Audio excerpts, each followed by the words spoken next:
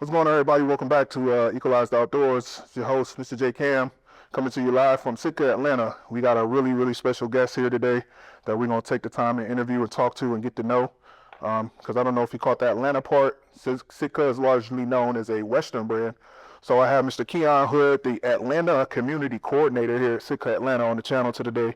Welcome, Keon. How you doing today, man? Thank you. I'm doing all right. How about you? I can't complain, man. Thank you for having us, giving us the opportunity to come out here and have to sit down and all that. So I appreciate you. No problem. It's all about relationships. Being in the industry, I just want to make sure that I'm able to help different people. No matter what you're in the outdoors, then I'm trying to help you in some type of way. Yes, sir. I appreciate it. So, I mean, let's just get right into it, right? So, we're here in Atlanta. What does that mean to you? That you have a brand like SITKA here in a place, like Atlanta. For me, it's like none other. I get the best of both worlds. I get to experience the things of the city, like concerts, fine dining, just great nights out, and then also hunting. It's something I love. So growing up in Alabama, that's something I always loved, and watching TV out of town, watching Outdoor Channel. So the fact that I'm actually able to be in this side of it, I'm excited for it. Yeah, I mean, I told you off camera, but when I came in here, I was like, oh, I didn't realize this is where it was. Oh, yeah. Atlanta Braves play right across the street. Yeah. I'm looking at cocktail bars. There's a Latin spot on the other side of us. There's looks like a punch bowl. I think we got one of those in the domain in Austin for Texas people that are. It's just a really vibrant location, and it's all sorts of people. The store is closed, obviously, right now, but I've seen, I don't know how many different, demographics or people trying to pull on the door, trying to get up in here. So we've been prepping for this. Yeah. So that's on a consistent basis. We're Monday through Thursday, we're here 11 to 7. And then Friday, Saturday, we're here to 11 to 8. And then on Sunday, we're here from 11 to 6. And for those not familiar, here exactly is where again? The Battery, Atlanta. So if you know where the Braves play at Truist Stadium, we're located there. So if you come to any Atlanta Braves game, make sure you stop by. I'm pretty much always here as well. Okay, so let's keep it Atlanta for a quick second then. Since this is Atlanta, we know Atlanta has a ton of successful people, from rappers. We talked about the Braves. You have all the major sports. The Hawks are here, the Falcons. Is there anybody you would like to introduce to the outdoors, fishing, hunting, or both, from the Atlanta community that maybe you haven't had a chance to? So growing up from the South, King of the South, of course, T.I. Fishing with him, that would be great. Big Boy, Dre. I know Big Boy has done some deep sea fishing. Yeah, so Brandon as well. Yeah. So that would be dope. Who else? That's Brandon from Got the Hookup Charters, if y'all aren't familiar. Yes. So. He's a charter captain, cool black dude down there in Destin, Florida. Yeah. Another guy making moves in this industry. Like Keon said, it's all about the connections. Yeah.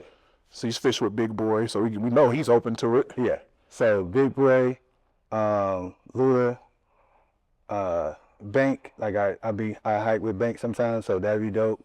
Killer Mike, of course, if I can get him, that'd be dope. Oh my goodness, could you imagine to Killer Mike on a boat for a few hours, the things you would say and probably learn? So that, and that's the thing, and then learning, after we catch the fish, I actually fillet them and doing those things, so I would love to do that. And that's just a few. I can't name anybody right now. My mind is racing, but throughout this interview, I just randomly pop up with names. Okay, so then I'll ask you this question. How would you explain SITKA gear to someone who hasn't heard of your brand? What is SITKA all about? SITKA is all about the pursuit. The pursuit.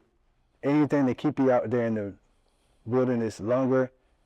Sometimes it doesn't let us plan. As you know, the bigger game that you're after, as far as elk, moose, grizzly, whatever, that process, it's a process. So you want to make sure that you're comfortable, you're not cold, you're not freezing, and that's what it is. So to a non-hunter, I would say, imagine if Chanel or Aston Martin made hunting brand. Hunting brand. That's what we are. We just are that of the industry. Okay. That's the upper echelon, the finest of the fine. Because you're right. We both participate in the sports. Once I get cold, it's over. I'm not worried about nothing but getting warm at that point. Like, so I try to avoid it at all costs. Correct. Speaking of cold, y'all have some uncharacteristic weather here. Like, Yes. it's been, and then today I said, wow, I didn't know if I was in Texas or Atlanta because it was freezing yesterday. Then I went outside today, it was fine. Ate wings from a restaurant, local spot, came outside and it's freezing cold again. Right. Yes, Atlanta weather is crazy. But as we talked about at the top, Sitka's reputation is, it's Western. You just talked about like all the Western pursuits, grizzly, elk, like this is some serious hunting condition. So now here in Atlanta, and you're in the Southeast, what is the goal of Sitka's presence here in the Southeast? What are you looking to do here in the Southeast? Me personally, I'm looking to give each individual that comes to these doors an experience. So we have people that come all over, and we only have 9 stores nationwide. We're the 3rd one. And when people walk through this door, they're already expecting a level of they're expecting our brand we already have it up on a high standard. So we're going to make sure that here, as far as the SITKA Atlanta store, the customer service is top notch. The information you get from us is top notch. That's what we try to do here on the local level. And then as we continue to grow, we just want to make the community larger. As you know, the hunting community in general is very small. Yeah, it's like people think it's funny because it's like a big community, but at the same time it's very, very small, especially like because that goes kind of into my next question. Like there's kind of like a large shadow across the street, if you will, because the roots of Realtree and the Atlanta Braves, and then you have like the Marcy Oaks. Those are some of the familiar, probably say the top 2 names people are familiar with here in the Southeast. And then so how do you see you guys like carving out a space here that has such a strong, I'll call it cultural connection and identity? Like when you see Bottomland, you know it.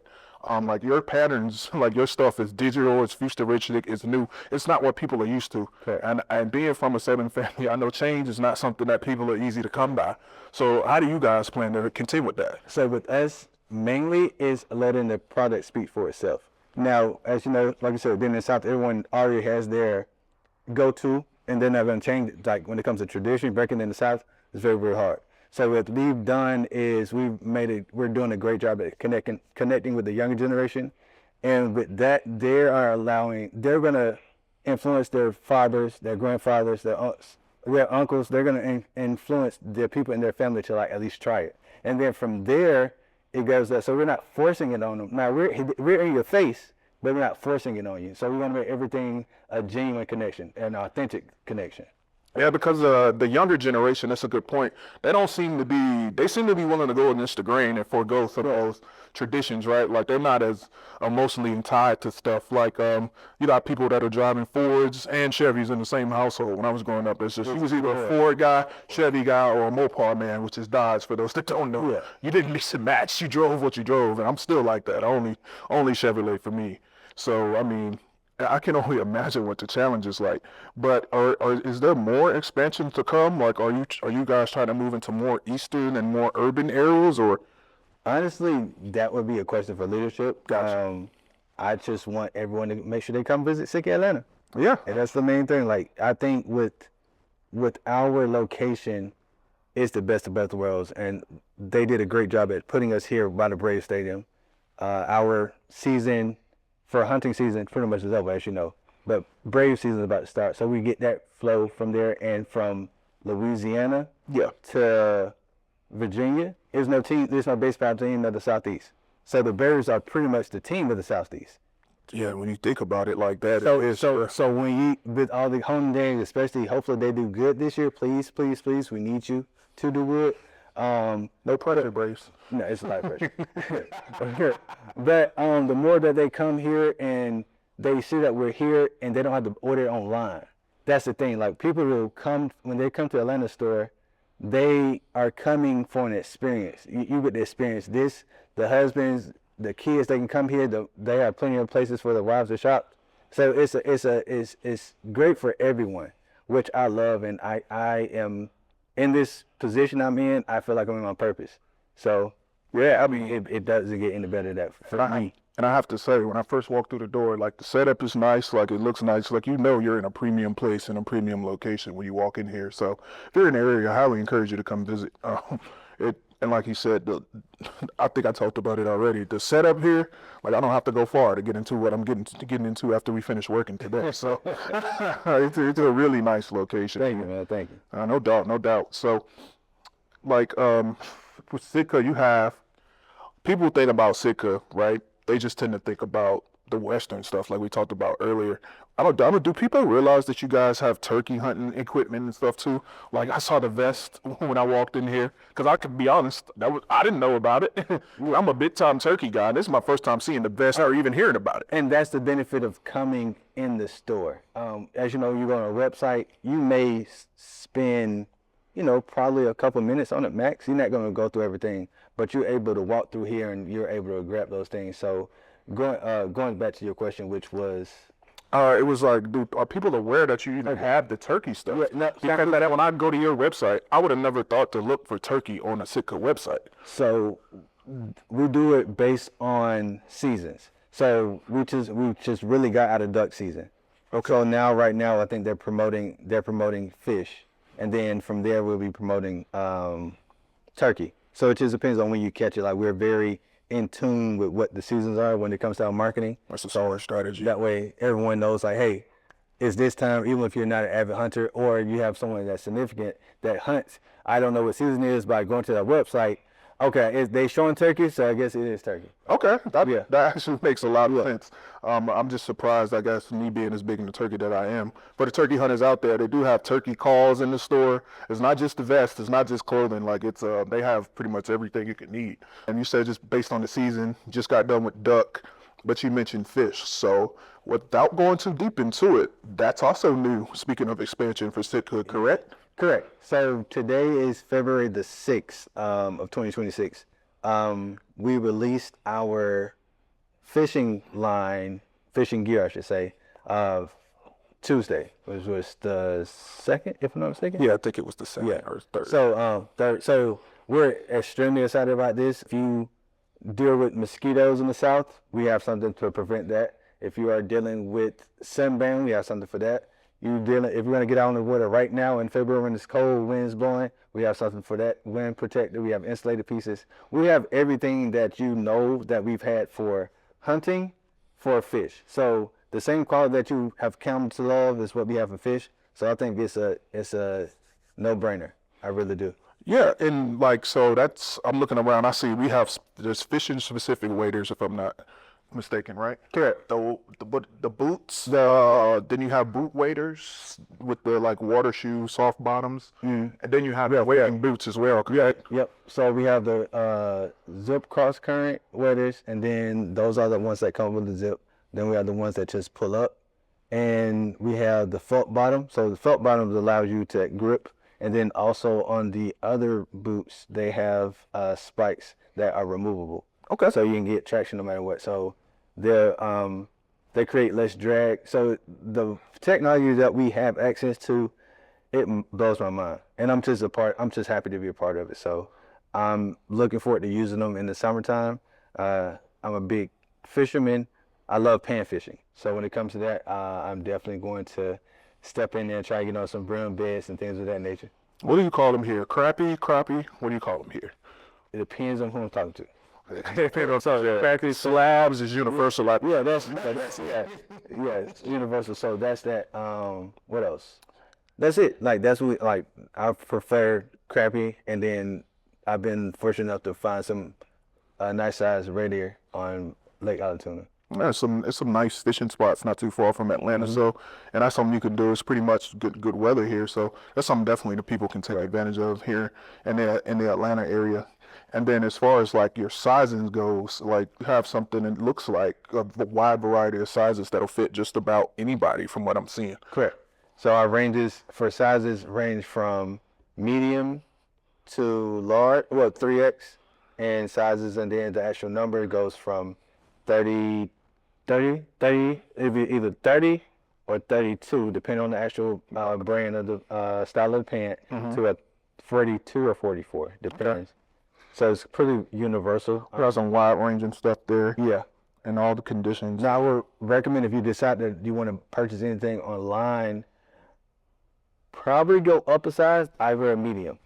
I wear medium in my regular clothes, but when it comes to my hunt clothes, I had to go up to a large just to be comfortable. Okay. So that's one thing I think if any of the viewers are looking into ordering anything online just to try it, I recommend that. And also, if you just want to just put your foot in it a little bit, I would say try out base layers. If you try a base layer, it's not an expensive investment, but compared to the cotton that you're normally used to or those long johns you're used to, that will change your mind and that will get your interest to tap in even more. Listen, if you're still wearing cotton Walmart long johns, it's 2026. There's better ways. You don't have to live like that no more. Blink twice if you need help. No, I'm kidding. But like you said, the base layer is a good entry point, which brings up, if I had to say there's any pushback, the number one thing we hear from people is, man, but it's so expensive. So how do you explain to someone like that they hunt, right?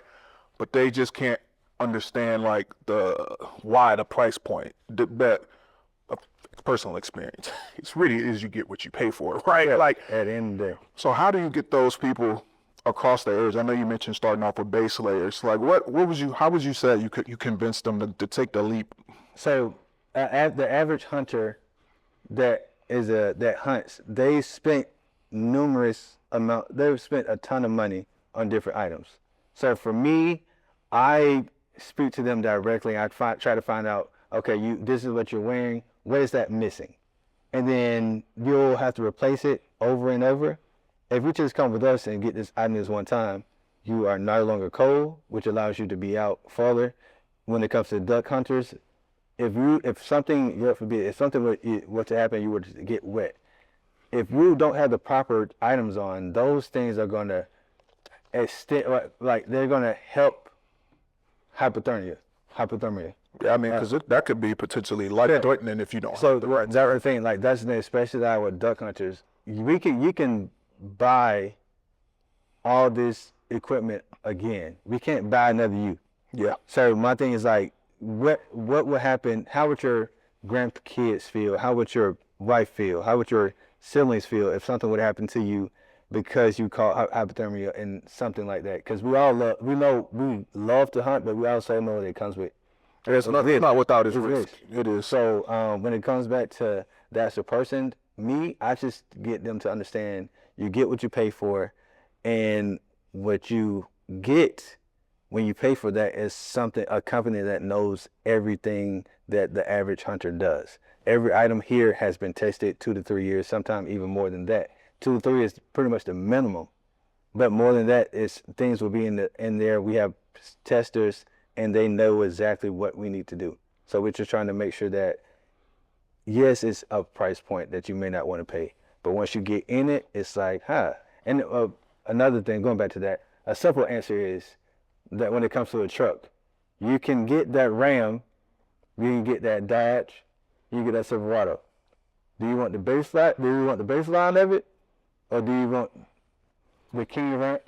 That's a very smart approach. Like you reframe it. I'm sure some husbands somewhere are going to see this and finally win that battle and get them ready. Because again, also whether it's risk management, it's safety, it's all the honey points. When you want to check them boxes, those conversations. Yeah, you're right. And then also when that wife wants that Louis Vuitton, you can kind of justify that. Like if I get this theory, if you get this theory, I get this. The man said it. That's just a smart approach, a very smart way to think about it. It's like an investment in yourself. We pay this top dollar for bows, equipment, and all this stuff. Like you mentioned, the duck hunters. A lot of guys buy a couple $200 pair of waders every year or every other year when you can just buy one once. Looking forward into the future, like 5 years from now, how would you define this? Like, what does success look like? How long has this store been here now already? Coming up on February 24th, we'll be here for 2 years. 2 years. So let's say, let's give it 5 more years down the road. What does success look like for SITKA Atlanta? In my opinion, I think SITKA Atlanta looks, we're still here. We may have hopefully brought a little bit more retail real estate here in the Battery. But I would say mainly it's just to provide great quality service, customer service. Coming like me being an 80s baby, understanding the importance of customer service. When you go somewhere and you spend your money, we want to make sure that you feel welcome. So to tie back to your question, we in 5 years we just hope to be a staple that we can make all the other stores mimic the Atlanta store, from the customer service to reviews to everything, everything. And I think hopefully as time progresses, we hopefully could be in locations such as stadiums, which will, I believe, help with revenue as well. But these are just my personal opinions of what it is. These do not, my opinions do not reflect the companies at all. But this is just something that I think will happen, especially as we continue to grow. But I don't want us to get too oversaturated. Like Chick-fil-A. Chick-fil-A, when you were a kid, like you loved it. You were excited to go. But now it's one hour at a time, so it's like I just wait. I don't worry about it. So I don't want that effect. I understand how that makes sense. You don't want to put too much out there to the point where it just becomes common and kind of like taken for granted. Correct. That makes a whole lot of sense. But like for you, let's talk about like just Keon personally, right? Like, what is it about this hunting and fishing? What does it mean to you? Like, why is this something that you do? Like, what does it personally mean to you? It's honestly, it's my dad. My dad is the one that got me started with fishing. Being in kindergarten, my brother's in preschool, him picking us up, us changing clothes in his S10 Blazer, and we can stand up and we can physically change our clothes. And seeing that Bible go down, that's that. And then graduating from there to hunting and being able to provide. And as you get older, when it comes to your health, those things matter a lot. So fishing and hunting is something that's always been a part of me. I didn't know that I would be in this. I didn't know I'd be in this spot, looking at it like Outdoor Channel my entire life and not seeing anyone that look like you and I. So now the fact that I'm physically here and I can do that, I can be happy. I enjoy coming to work. I enjoy meeting different people. I enjoy building relationships. But then at spare time, I get to go do things that I really love, that help me in the outdoors. Fishing, hunting, filleting fish, sharing harvest meat, like venison that I've harvested, where people that would have never ever shot it. Yeah. Those are the things that I'm extremely grateful for. And I just thank my dad all the time, and I'm pretty sure he's going to see this, and thank you. And my mom got into hunting, and she deer hunts in turkey hunt, and March 28th is out. She's in Alabama and in Georgia. So that will be my dad's birthday gift. Me, my mom, my dad, my brother, all of us will be hunting together for turkey. So that's awesome. So I love that. Like, I'm extremely grateful that I'm thankful for my parents. Oh man, that is awesome, man. Well, yeah, you're absolutely right. Like the food part is such a gateway to this, like sharing it, and just you get to share the story every time, and then people understand that like it's not just us going out there and killing something. We really have a passion for what we do, and like that's just a very small part of it. Like this is a 24/7, like it's a lifestyle for a lot of us, and I think people like you being in places like this, like it's going to help, and I'm glad to be here to be a part of it, man. Thank you. So again, I appreciate the invitation. Is there anything else you want to let people know before we get up out of here, man? No, like just continue being you. I would say to the young person that sees herself being different and can't really find their way, whatever it is that you love to do or that you want to do, you can do it. Even if your parents don't believe in that vision. I was born in '86. I would never think that you would be able to talk to someone through a phone virtually. Man, The internet. So my thing with that being said is when it comes to something that a vision that you have in your mind, in your head, don't let anyone deter that from you. They don't understand, they don't see it, but that doesn't mean they don't care. They just may not be able to see it. But eventually it will happen. And then when it happens, you're able to change the dynamic of your entire lineage and bloodline because of something that you did. And there's no one that can do that but you. So I would say whatever is in your heart that you want to create, that you want to go after, it's going to be scary. You may not have supporters, but you stay on that road, you're going to find someone that does support you, and you'll be happy. And you won't be upset that you didn't go for those dreams, because there's some of the people that are in the grave right now that have dreams that they never reached, and they wish they really at least would have tried So my thing too is try it. Yeah. If you fail, go again. At least you know what you need to do next time to go. And just get on and go on. Failure is a part of life, but quitting is not. And there's a complete difference. And on that note, like, you only got to be right once. Like, you failed 1,000 times. There's a Mark Cuban quote in his book I read. He was like, man, people don't remember the times that I failed before I got this thing right. Like, and he said, you only got to be right once, just to go on along with what you said, man. Keon, thank you so much, man.